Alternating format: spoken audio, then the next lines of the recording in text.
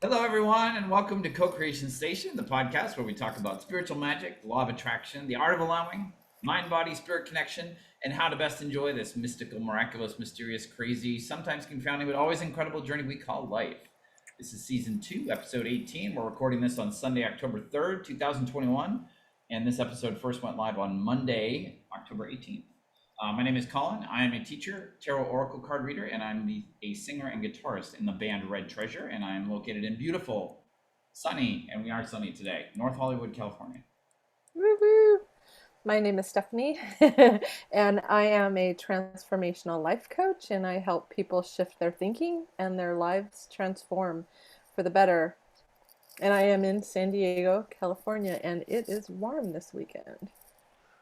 All right. Well, thank you so much for listening to our podcast. If you're listening to the audio version on Spotify, the Apple Podcast app, Outcast, Stitcher, or wherever you get your podcasts, and thank you for watching us. If you're watching us on the CoCreation Station YouTube channel, if you enjoy this episode and feel called to like it, follow us, subscribe to us, whatever the platform you're listening and watching on allows you to do, it helps other people find the podcast. So we'd be really appreciative of you if you did that.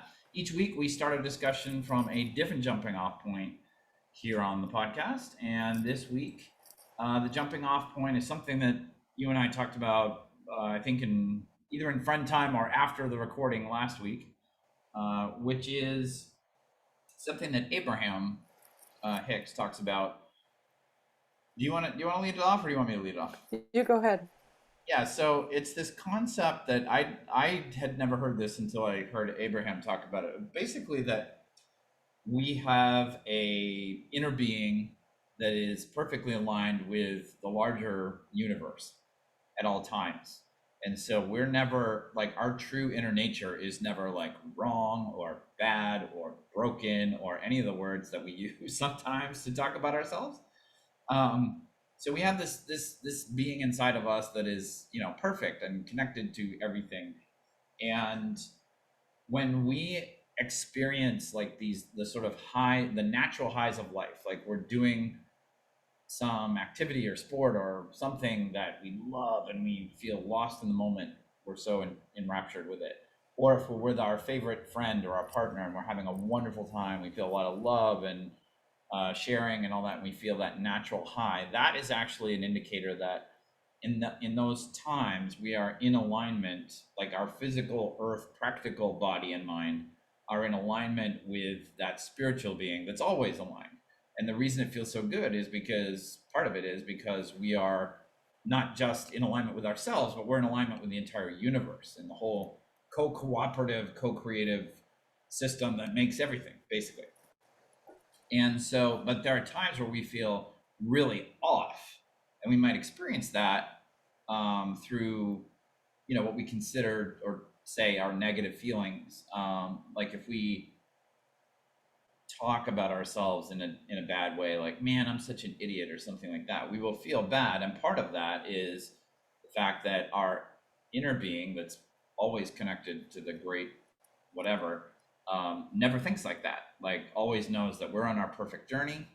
It's an imperfect journey from our human perspective, but it's a perfect journey spiritually. And so we're never an idiot, we're never wrong, we're never bad in the sense that we've screwed up our journey. Like it's kind of impossible to screw up your journey, I guess, is part of what I understand now. You can take, well, I guess that's a deeper dive on the topic, but anyway, but that was really fascinating to me when I first heard Abraham talk about that like, oh, because it resonated with me. Like, I know that when I have negative self-talk and I say, oh, Collin, you're so stupid, you can't do anything right or something like that I'm creating an emotion of pain or sadness or something, and that doesn't feel good. But it always, once I heard Abraham say that, I was like, yeah, it also feels like I'm kind of, it's like I've moved away from something I know deep inside me to be true. Like when I'm really hard on myself like that, it doesn't feel, I don't know how else to describe it, but like on a spiritual level, it never felt right. It feels like there's something inside me that knows, don't do that. Don't talk to yourself like that. But my brain is kind of running an old programmed, series of beliefs or behaviors or whatever. And so I'm kind of aware of like, I'm doing this thing and it doesn't feel right. And I think the other thing is like, it that inner being of ours is also always connected to our perfect intuition. And so when we're really connected and we feel like, people get hunches of like, I really think I should go to the beach today. I don't know why. And then they go to the beach and they have this like, amazing day. Like, wow, that hunch was like right on. Like, that's because they're listening to their intuition, which Inner was guidance. because they were in Yeah. contact with, like, they were very aligned with their outer being was aligned with their inner being. And it can also be the reverse. If like somebody asks you to do something, like, somebody like a friend of a friend you don't get along with very well needs help moving, and they kind of pressure people in their social network, including you, to come help, and you kind of go, ugh, I don't think I'm gonna have a good time. It doesn't feel right to me. Like, I want to be a good person and help, and then you ignore that inner voice and you go, and the person is like in a bad mood and they're mean and they insult you, and like you're like, why did I come here? And that's because you went against that intuition that was coming from your inner being, knew like what your happy path would be that day, and you took sort of practical information and decided in your mind that you're going to override that and go, well, no, I should be a good person. This is a good friend of my good friend, so I should go help. And then you pay the price. So the thing I thank you, the thing I love about the Abraham Hicks teachings, or Abraham's teaching, is this is where I first learned about what my emotions were about. Mm. And I just had my anniversary on September 30th, which was a couple of days ago from us recording this, of when I really started. I started listening to their guided meditation daily. I did that for a month, and how I felt just transformed. Mm. Like by the 30th day, I was feeling better more often, and I got to a point where like, oh, I don't want to feel bad. And then I just started listening, watching, and reading as much of their work that I could. And within a year, 6 months or whatever, I remember having friends tell me like, you're really different. And I'm like, really? I'm like, oh, okay. So, and this was, I think it was said 2013 was when it happened. I was like, oh, it's only been 8 years. It feels like it's been longer. But anyways, so emotional guidance system. Like I just always assumed that my emotions were because, well, that person did something I didn't like and I'm really mad at them. So, that's why I feel this way. It's like it was always an outside thing. Or let's say like you yelled at me and I felt bad, then it was because of the situation and not because of something different, which is my emotional guidance system is to let me know, like what you were talking about earlier, like, am I in alignment with my higher self? Am I in alignment? Like certain thoughts, like whenever I think harshly of someone, I'm always going to feel bad because my higher self never thinks harshly of another being. Yeah. When I, like you were saying about, if I have a derogatory thought about myself, I'm going to always feel bad because my higher self doesn't feel that way about me. And so my emotions are this guidance of whether my thoughts are in alignment with my higher self or whether they're out of alignment with my higher self. And that's all that my emotions are about. And learning that, it's taken me 8 years. I'm starting, like I was telling Collin in our friend time, I'm just now starting to see how much I'm starting to get that. Like I'm paying attention to how I'm feeling, and then I'm paying attention to how thoughts feel. Like if I feel bad, I'm like, oh, that thought I just had, wow, it makes me feel bad. Oh, I feel bad because I call it my inner being now. I used to call it my higher self. My inner being isn't thinking that thought. That's the only reason. Not because it's good, bad, right, or wrong, or he said, she's, and not, it's not that. It's just that that thought is out of alignment. And I'll just be like, oh, okay, okay, let's think of another thought, or, whatever it may be. And it's been super powerful to just like paying attention to how I feel, paying attention to how thoughts when I think them how they feel, and then going by that guidance, or it's my guidance system. Mm. So, Yeah, I think the time where I really noticed this phenomenon is where I believe that in some situation that I have been wronged by someone else. Like someone else has lied to me, and I'm not making it up. I'm not blowing it out of proportion. Like they yeah, really did lie to me, or somebody was mean, or somebody yelled at me, like you kind of say, and not in an understandable fashion, but like they overreacted and took something out on me that wasn't, my thing, or something going on with them. yeah, And what often happens when that occurs is that I feel I have a lot of hostile thoughts towards that person. Like they're a jerk, and like oh, stronger. that's mild. You know what I mean? Yes. And it's weird because my experience is that it feels good at first. It's like it gives me a rush of some sort. Like when I can really feel like that person is like they don't know what they're talking about, and they shouldn't have done that. Like I get this sort of almost like a different kind of natural high off that, and it's like there's adrenaline associated with it or something, and it feels good at first. And I don't even know if good is the right way, but it feels like powerful. It feels powerful. Yeah, I was going to say you're getting something from it. Yeah. It's serving you in that moment. Because then what happens today, knowing what I know, is, oh, but this takes me away from what I really want to be thinking and feeling. Like I don't want to be spending any time or much time in this zone of resenting people or raging at people. Even in today, it's always in my head. I don't do anything about it. But Yeah, even then, I don't want to go through like an hour of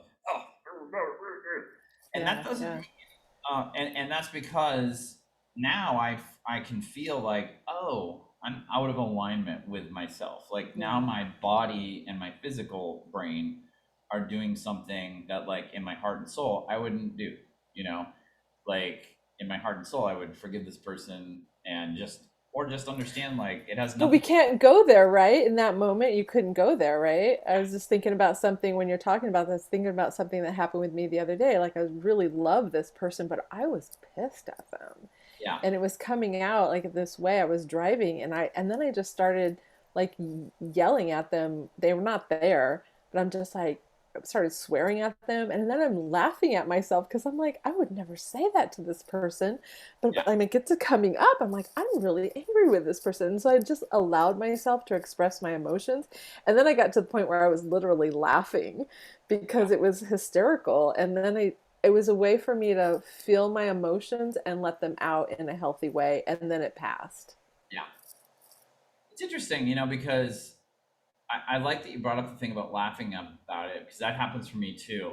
There's sometimes where I process, especially if I call, my sister or you or another friend, and I'm talking through what happened. That talking to the other person kind of helps me see outside myself a little bit. So I'm sort of like a little mini higher power looking down on the sort of simpler human practical me as I was judging this person and getting upset.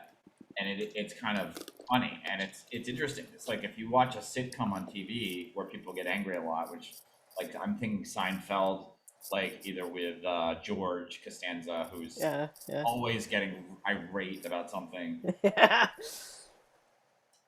It's funny when you see it in a fictional, sitcom environment like that. But then it's like, and I may not, on the show, he's in all these extreme situations. But I Yeah, mean, yeah.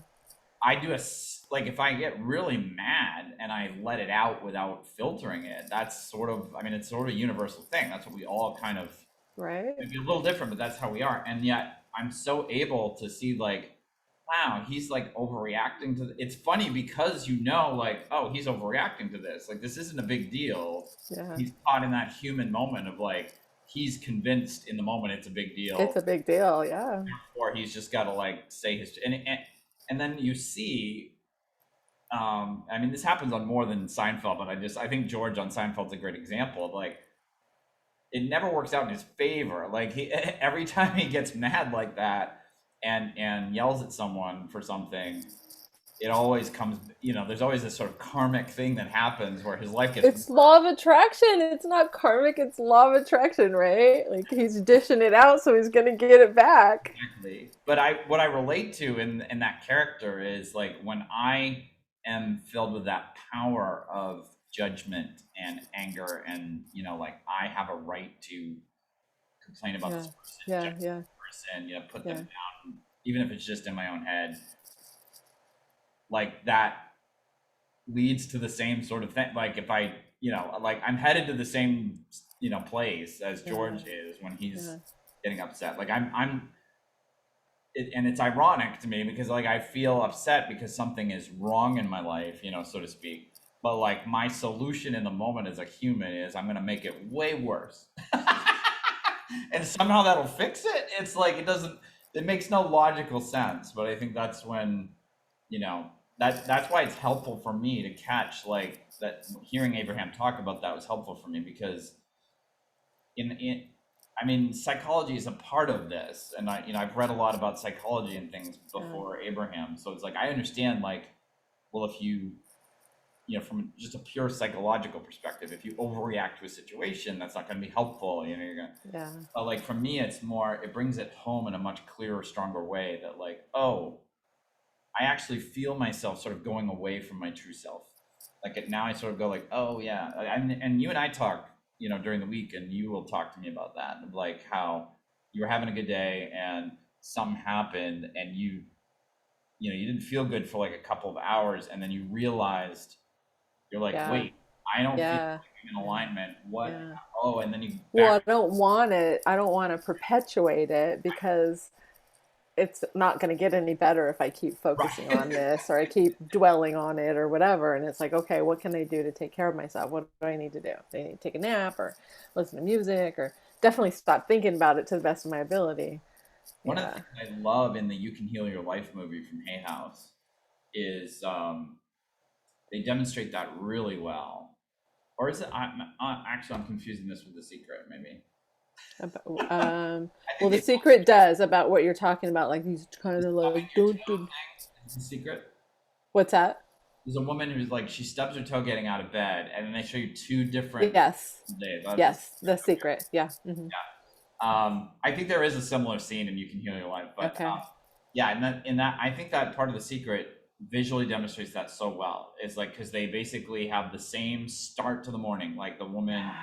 wakes up, she's kind of like in a neutral place seemingly, but then something that she doesn't feel like she's in control of, something that happens without her permission is that she stubs her toe when she gets out of bed, and it's momentary, but it's painful. Yeah. In the first timeline that you see, she sort of makes the decision that I think a lot of us make, which is like, oh, great, it's going to be that. I mean, when I hear people say that, I'm like, oh, Yeah. I like know, right? that kind of day. And like the universe is like literally like, oh, you want to, you want it to be that kind of day. Okay, I'm infinitely powerful. I can create anything, Uh, you know. yeah. But she goes through that timeline and everything goes wrong. Like she's Yeah. out of toothpaste when she needs to brush her teeth. And, something Spills coffee or something. Isn't there like some? something Yeah, yeah, into somebody in the street, something like that. But yeah. then they show you the same, a different timeline with the same beginning where she stubs her toe getting out of bed, Mhm. and I think even she still is out of toothpaste, but in both times she just recovers very quickly. She has a very different response. Yeah, and she's just Yeah, oh, whatever, and she yeah, yeah, kind of is like, well, I'm not going to let that determine my day, yeah. and then she goes And out into the that's world. it right there, right? I'm not going to let that determine my day. Like, I'm not going to give you my power. I'm not going to give my power away to this circumstance or this person. Like, I remember, oh, shit. I remember one time, I love you, sis. I just want to say that right here. Um, I had I had gone to a meeting and I heard someone say, "Today I choose to send you love instead of the power to ruin my day." And this was years ago. I went to go visit my sister and I was driving home after the visit and we just didn't have that great of a visit. I was mad at her. And I'm just driving home and I'm fuming. And then all of a sudden that saying came to my head and I said, "Today I choose to send you love instead of the power to ruin my day." And then I just was like, it just kind of all left me. And I was just like, yeah, I'm going to fret over this. Like, whatever, it is what it is. And it just helped me shift my thinking. Mm. And there's been times where I have said energetically to someone, just like, today I choose to send you love instead of the power to ruin my day, bitch. Just because there was that feeling of just like, ah. But it was like, wait a minute, do I really want to create more of this? Is that what I want to do? Like, no, I'm having a good day. Like, because stuff still happens, whether we're having a good day or not. Like, I can be having a good day and then something comes up and I'll derail. And it's like, wait a minute, no, I was having such a good day. I don't want it to shift like that.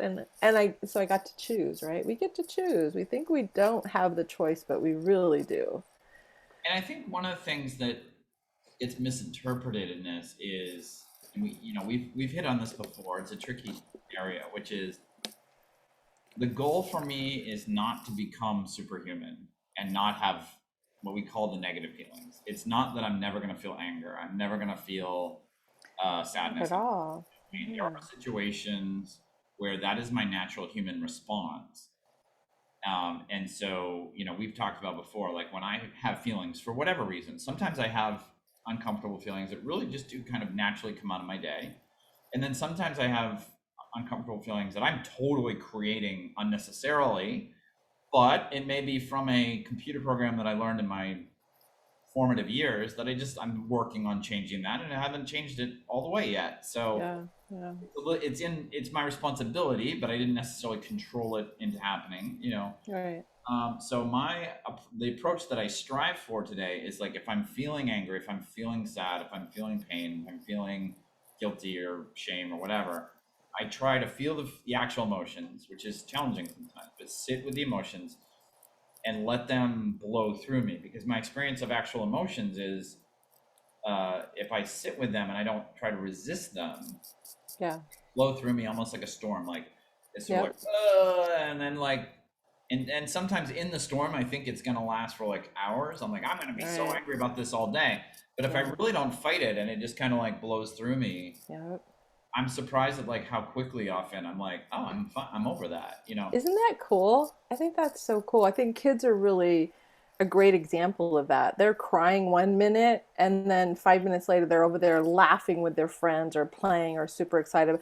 And they have this huge range of emotions, Yeah. hour by hour, minute by minute. And I think somewhere along the line, I lost that.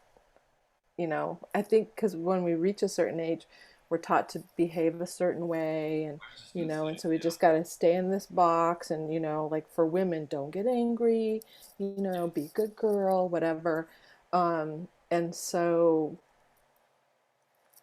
you're absolutely right. Let it come out. If I'm angry, like, I can't tell you how many times I've hit the bed with the pillows, or gone out into the garage and hit the punching bag, or been in the car and scream. I try not to do that anymore because I've done it so loud. Sometimes I've hurt my throat, and then I'm like, oh, I'm sorry I hurt you.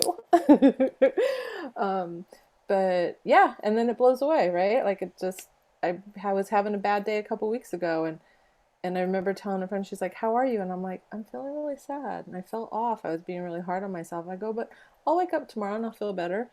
And sure enough, I did. And I got to see the next day was like, oh yeah, I was kind of, we were talking. I was thinking thoughts. I was being really hard on myself. I was being super judgmental. And so therefore my higher self, inner being, never is. And so that had created this huge um, Grand Canyon of separation between myself, who I really am, and how I was feeling. And when I saw, like, oh, that's all it was, the next day I was just like, oh, it was really great. And how cool is that the next day I just knew, because I do this work regularly, that it's like, it's gonna blow over. Where probably in my 20s I would have like sat in it for days, weeks, God knows how long. But Yeah, and I think men have a similar thing when they're, at least in the United. Again, I always try to qualify because we're on the internet. Theoretically, people could be listening from anywhere in the world. All I know is American culture. I've just always lived here. But I know as a boy who grew up here, like I definitely got messages that like crying was not okay, mm-hmm. vulnerability or fear is not okay. Basically we have to be these tough, like, Strong. strong, like Yeah. people and take. Don't show your emotions. Um, so I mean, I think a lot of men come into it, early, through adolescence, early adulthood, feeling kind of like, oh, we're not, and that's what I found is if I'm blocking, so if I let feelings just happen, if I just sit with them, they blow through me. If I am feeling sadness and I say, I'm not going to cry, and it's amazing, like how much, like just on like videos or TV or whatever, people in situations where you clearly should be allowed to cry, you'll see somebody on TV and they'll be like, "Oh my God, I said I wasn't going to cry during this interview," and I'm like, you're talking about something really sad. Like, why did you decide? Yeah. But I think it's just like they're like sharing emotion with other people consciously is a scary thing for a lot of us. But Being vulnerable in front of someone I get is, that, but it's yeah. really like, yeah, if you resist it, then you've got sort of like this problem where you've created a dam in the river of emotion, and now you're going to have this buildup, and you can run for a while, but eventually it's going to come out some way, and it's usually not great. Yeah. So, and again, none of this is to, because I just think sometimes people like it's important for me not to focus on people who are skeptical about what we're talking about, the power of attraction. It's not for them. It's okay. We're not your I cup do of like tea. I do like thinking of it just because I think some people sometimes they know it's true and they have skepticism and they're on that fence, you know. Then we welcome you. Come Yeah, on, listen I'm to a all few episodes, see what you think. trying to gently tip you over the fence. Yeah. But like I'm not like none of this is saying like, for example, if you're in an abusive relationship where you're getting Yeah, attacked by your no, partner, that's like we're not saying like, oh, just change your thoughts, not at like all, that's a not at specific all. external situation that Yeah, you need to be present to that and take care of yourself, and more absolutely. more of what we're talking about is what we both sort of mentioned is like if we're in the course of our normal day and we are, I think for me it's usually like there is often an external trigger, but I overreact. My thoughts and beliefs cause me to overreact to that external trigger, and so the example would be traffic, which is hilarious in Los Angeles. Like when I get upset about traffic, that is hilarious because traffic in Los Angeles is like, I mean, it's like air. I mean, it's like if it's between 5 a.m. and 9 p.m. and you are on a street anywhere in the Los Angeles area, there is most likely going to be lots of traffic on it. And it's funny because I remember one time I was really, really kind of hating my morning commute for a while, and I decided to listen to this like guided meditation that was on YouTube, which was all about acceptance, slowing down, and appreciating the beauty Oh, wow. that is, not that you're hoping to get to, but like. Yeah. And I was crying by the end of that drive because I saw so many beautiful things. Like I was looking, I only had to drive 2 miles an hour, so I could see trees, other people, and all the even something like how many different colors and types of cars and trucks there are in the world and what people do with them, decoratively and all, like, and I just was like, oh, like there's never really a great, in the normal course of my day, there's no real need to get upset. Yeah, yeah, Like anything is, deal withable, right. if I can just get my brain to think the right thoughts. And one of the things that helps me is like that morning on that drive, I felt I was in alignment with myself the entire time. And I Absolutely. was like, oh, like that means most days when I'm in traffic in Los Angeles, I am not in alignment with myself. Because I'm Nope. sort of obsessed with this sort of idea, and I think this gets connected to, I think a lot of people can relate to this, is one of the I don't mean to harp on the traffic in LA, but one of the reasons that it's frustrating is because everybody's, regardless of whether you're from Los Angeles, you were born and raised here, or whether you're from some other, you were born and raised in a small town in Iowa and you moved here, we've all had the experience of an open road. Like even if you grow up in Los Angeles and you drive here all the time, you still have the experience sometimes of driving on like late at night and there's no cars, none, but there's Yeah. very few cars, so you can go as fast as you want. And so Right. we always have that, everybody's got that experience, and it gets set as like that's how it should be all the time. That's how it should be. It's wrong that it takes, in LA the commutes are ridiculous, and it's like it can take you hours to go like 10 miles. Yeah. And we have this idea that that is wrong. That is wrong, and you should be angry about it. You should be upset about it, and you should blame the other drivers around you, who, by the way, are in the same. They have a job, and they're going like. Yeah. I mean, they're probably mostly nice people too, who are just trying to get to their job. Like, Exactly. Or anywhere else. no individual in Los Angeles created the traffic problem all by themselves, But we tend to. I think a lot of LA drivers tend to like get in that non-aligned mode Right. very early on in the drive, and then start just judging the heck out of everyone around us, like, oh, this, what the hell is this guy doing, Yeah. And it's just like I'm just always struck as like, okay, but if I'm doing that, there's some guy in a car 3 cars behind me who's saying that about me. So it's almost this thing of like, I'm just yelling at myself here in a weird way. Like, this is Well, and the different experience you had because you were listening to that meditation, yeah, and they made the suggestion of there's no rush, be in the yeah, moment, yep, everything is as it should be, yep, notice what's around you. And so you took the suggestion yep. and had a very different experience.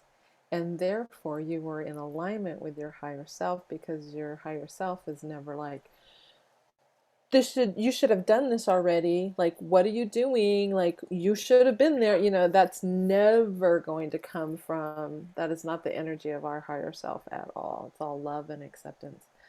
Well, So we, the other thing that's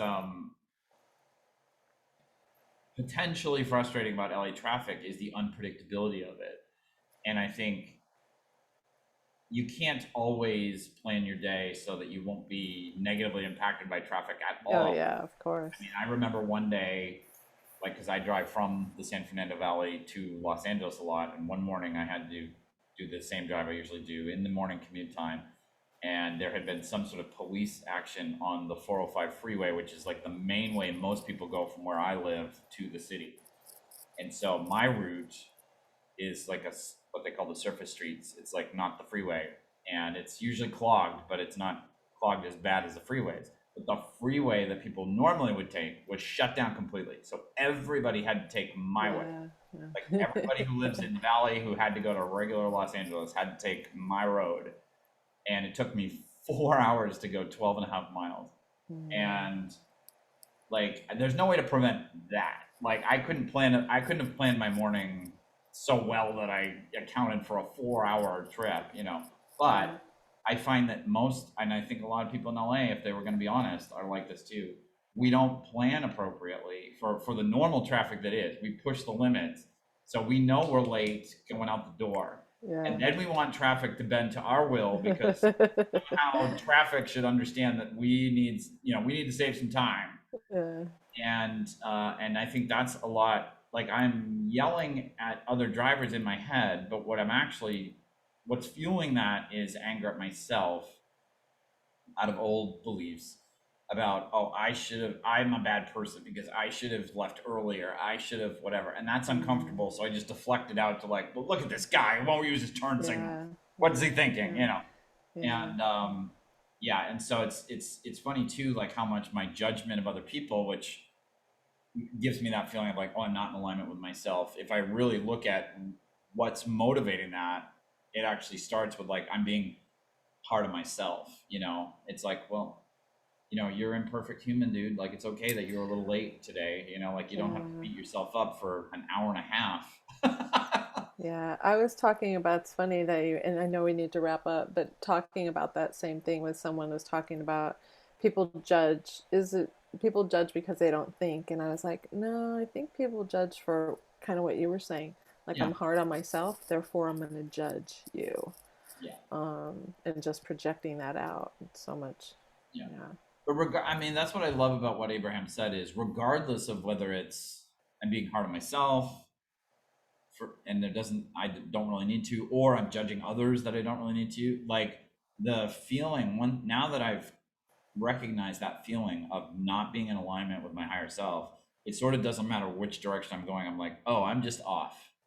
Yeah. And I'm actually curious. I know we need to wrap up too, but at what you may typically say to yourself in these situations, because like for me, it's important to affirm that I love myself, which is hard for me to say sometimes, especially if I'm being hard on myself, but also that all is well. This concept that like any perception on my silly human part that the universe is off because traffic's really bad in LA today is not correct. Like everything's working out for everyone's greatest good. And that's what I try to come back to is like, I love myself for who I am right now, not some future version of myself, but who I am today with all my flaws or whatever. And also I trust that the universe is in charge and all is well. I don't know if you have like a go-to, like if you sense that you have that out of alignment moment, is there something you tell yourself Well, back? let's talk about that in our next episode because we want to wrap up. Teaser.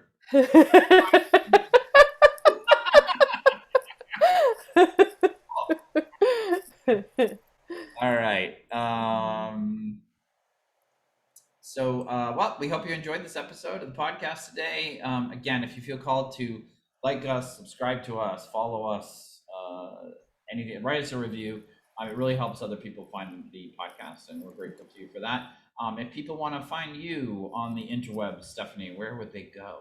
www.powerinjoy.com, powerinjoy.com. And if you'd like, I have a free 30-minute free discovery session. We could chat. All right. And you can always find me and message me if you want on Instagram. I am at Collin, COLLIN _Daniels, DANIELS _Worster, WORSTER. Would love to hear from you. Thank you so much for listening or watching, whichever you did. We really appreciate it. We hope you have a fantastic week, and we'll see you next time on Co-Creation Station. Bye, everybody.